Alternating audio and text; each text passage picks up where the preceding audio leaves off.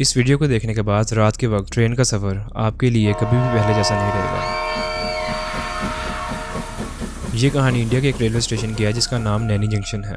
ये बात राहुल नाम के लड़के की है जिसकी उम्र 25 साल है। राहुल एक यूनिवर्सिटी स्टूडेंट था और वो पढ़ाई के साथ साथ बच्चों को होम ट्यूशन भी दिया करता था। जिनमें से एक जगह प्रयागराज में थी, वो जगह उसके घर से थोड़ी दूर थी, तो वो रोज ट्रेन पकड़ के वहाँ जाता और उन बच्चों को ट्यूशन देता। राहुल जिस स्टेशन में पहुंचता था उस स्टेशन का नाम नैनी रेलवे स्टेशन था।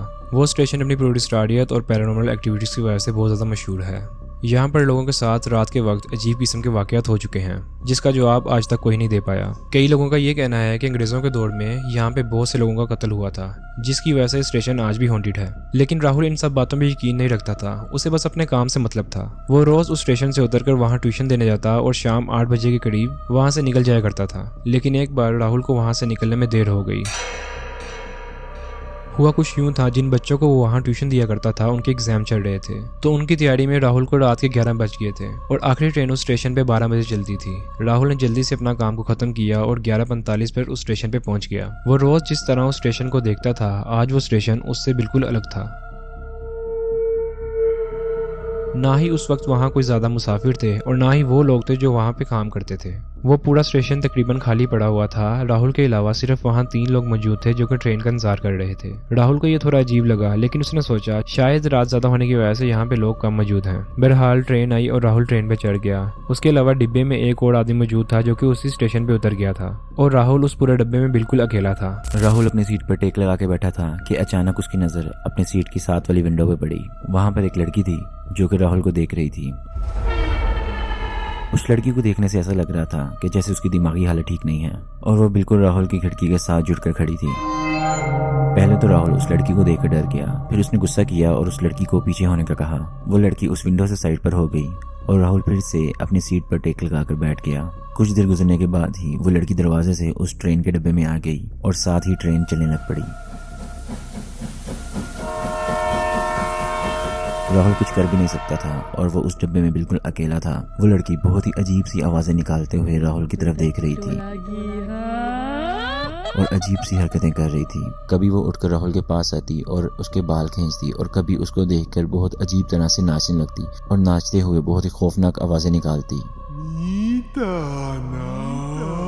राहुल पहले ही पूरे दिन के काम के बाद बहुत थक चुका था और अब इसे बहुत ज्यादा गुस्सा आ रहा था। उसने फिर से गुस्से से लड़की को पीछे होने का कहा तो वो लड़की दरवाजे के पास चली गई। वो दरवाजे को पकड़कर बाहर देख रही थी और बहुत अजीब आवाजें निकाल रही थी। राहुल भी अपनी आंखें बंद कर अपनी सीट पर बैठा था और ये सोच रहा था कि जैसे ही ट्रेन किसी स्टेशन में रुकती है तो वो अपना डब्बा चेंज कर लेगा। तभी उसे एक आवाज आती है और वो आवाज उस लड़की के चिल्लाने की थी। जब उसने अपनी आंखें खोलकर देखा तो वो लड़की जमीन पर गिरी हुई थी। राहुल घबरा गया और जल्दी से दरवाजे के पास आकर उसे देखने लगा। वो लड़की जमीन पर गिरी थी और शायद उसकी मौत हो चुकी थी। देखने से ऐसा लग रहा था जैसे उसका सर बाहर किसी चीज से टकराया हो। अब राहुल बहुत डर चुका था क्योंकि वो इस खाली डब्बे में एक लाश के साथ सफर कर रहा था और वो बस इस चीज का इंतजार कर रहा था कि ट्रेन किसी जगह रुके और वो अपना डब्बा चेंज कर ले। तभी ट्रेन एक सुनसान जगह पर किसी वजह से रुकती है।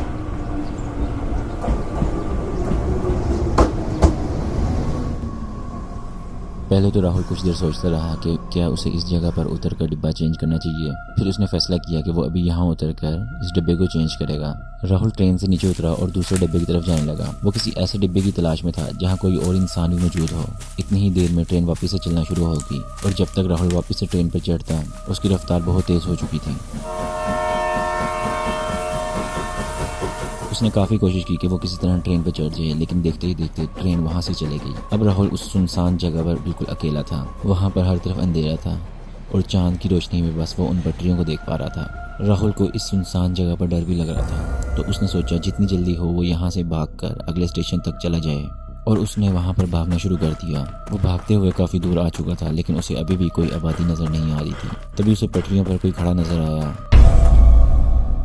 राहुल सोच में पड़ गया कि इस वक्त यहाँ पर कौन हो सकता है। वो थोड़ा आगे गया और जो उसने देखा उस चीज ने उसके रोंगटे खड़े कर दिए। वहाँ पटरियों पर वही लड़की खड़ी थी जिसकी मौत अभी ट्रेन पे हुई थी और वो राहुल को देखकर उसी तरह अजीब तरीके से नाचने लगी और नाचते हुए खौफनाक आवाजें निकाल रही थी। राहुल हैरान था और बहुत ज्यादा डर चुका था कि ये लड़की यहाँ कैसे आ सकती है। वो लड़की भी राहुल की तरफ देखकर बहुत अजीब तरह से हंस रही थी और उसे अपने पास आने का इशारा कर रही थी। राहुल ने डर के मारे पीछे भागना शुरू कर दिया और भागते हुए भी उसे अपने पीछे से लगातार हंसने और चिल्लाने की आवाज़ें सुनाई दे रही थी। फिर भागते हुए अचानक से उसका पाँव किसी चीज़ से टकराया और नीचे ज़मीन पर गिर गया। उस वक्त हंसने की आवाज़ें आना बंद हो चुकी थी। राहुल को काफ़ी चोट आई थी। वो बैठकर अपने जख्म देखने लगा। जैसे ही राहुल की नज़र अपने सामने पड़ी तो वो लड़की बिल्कुल राहुल के सामने खड़ी थी और उसका चेहरा बहुत ज़्यादा खौफनाक था। राहुल ये देखकर बहुत ज़्यादा डर गया।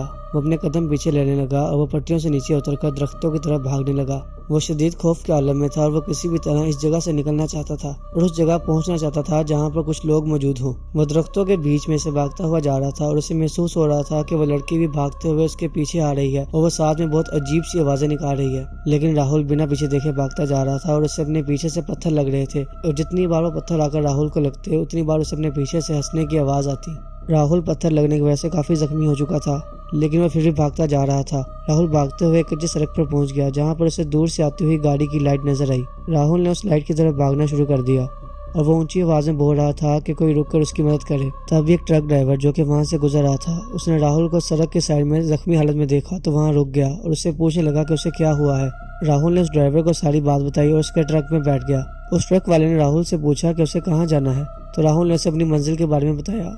तो ट्रक वाले ने राहुल को कहा कि आपको फिक्र करने की जरूरत नहीं है, मैं भी उसी तरफ जा रहा हूँ, मैं आपको आपकी मंजिल पर उतार दूंगा। राहुल ने सुकून का सांस लिया और उस ट्रक वाले के साथ अपने घर की तरफ निकल पड़ा।